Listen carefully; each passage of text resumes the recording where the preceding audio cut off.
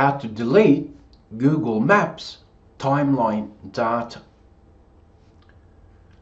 I'm going to show you how you can delete your Google Maps timeline data from a particular device, as well as show you how to delete it from your Google account, regardless of the device that you're using Google Maps on.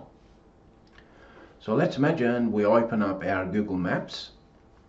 What we need to do is press on the U portion, and then let's find the tab Maps History. Let's press on that. And here we have a gear icon. Let's press on that gear icon. Now we can delete all timeline data. So let's press on that. Select I understand and want to delete, and then press delete. At that moment, all the timeline data will be deleted from this device only. So now I'm going to show you how you can delete all Google Maps timeline data connected to your Google account. Simply log into your Google account, press on Manage your Google account. Under Data and Privacy, menu option, these are the new options.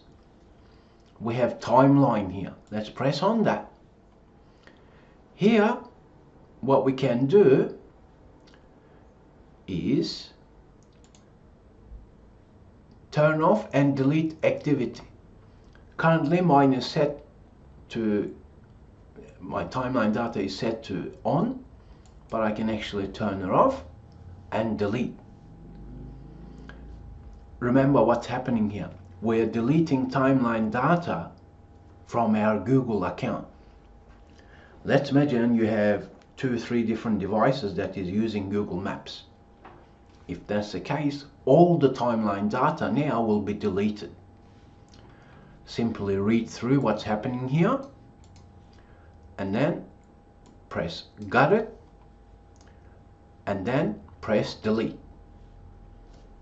This is how you delete Google Maps timeline data, whether you want to delete it from a particular device or whether you want to delete all timeline data.